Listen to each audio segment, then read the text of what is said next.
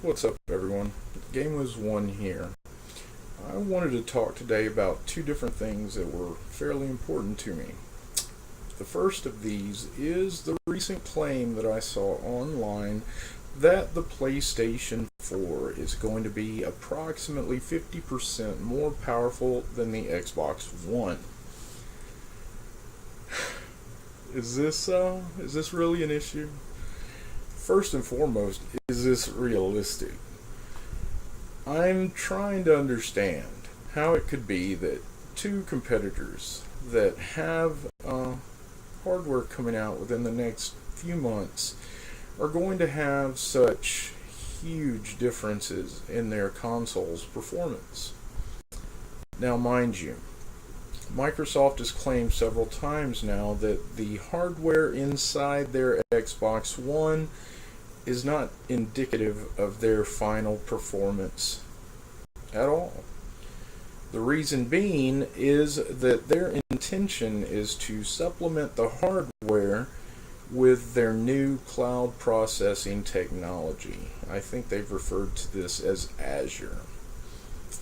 So, if Microsoft can be believed with their claims, the situation is going to be that the hardware is going to release with an 8-core Jaguar chip, somewhere around 1.6 gigahertz per CPU.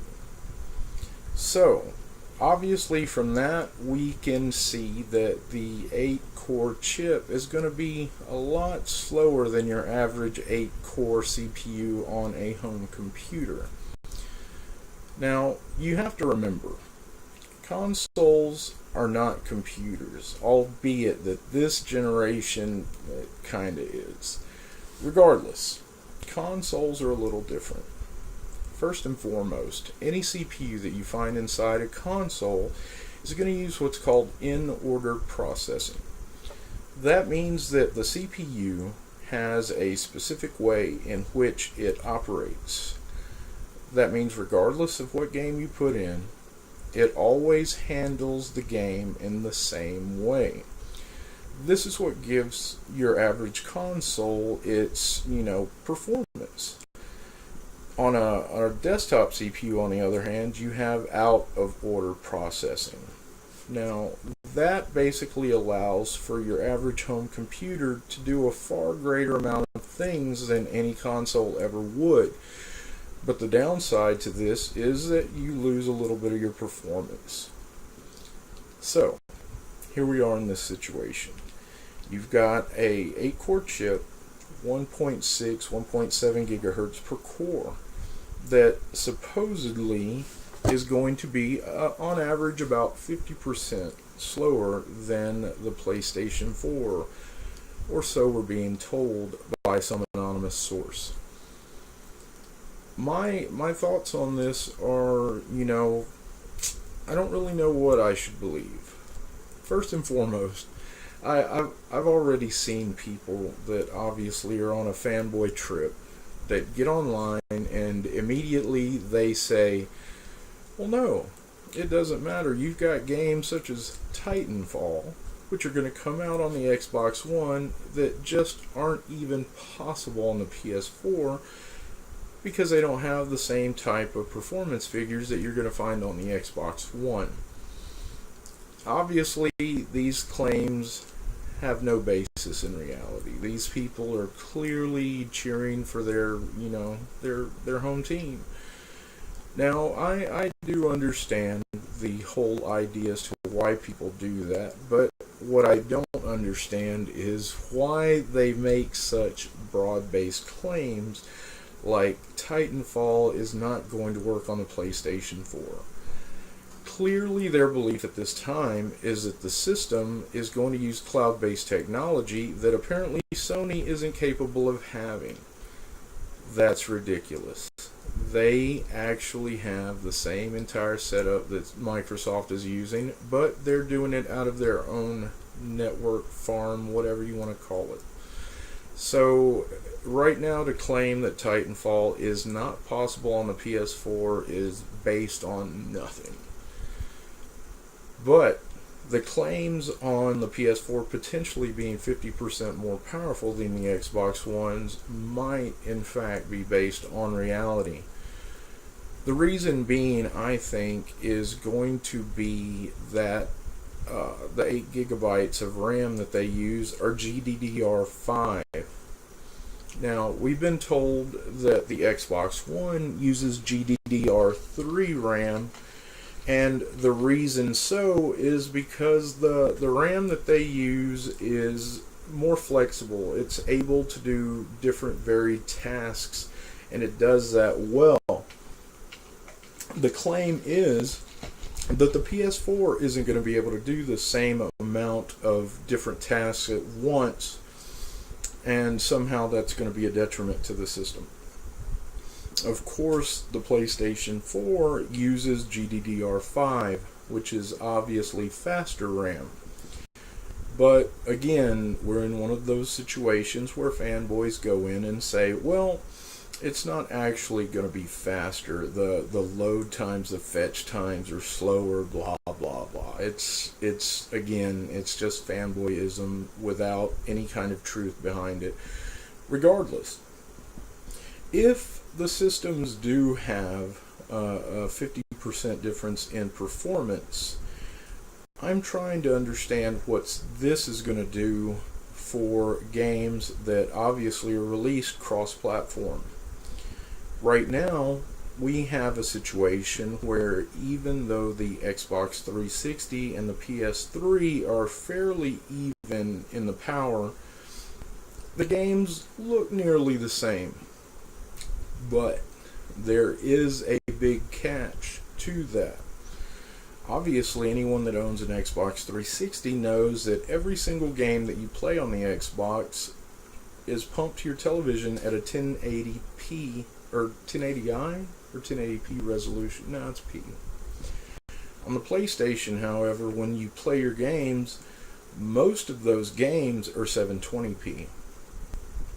This is a big difference.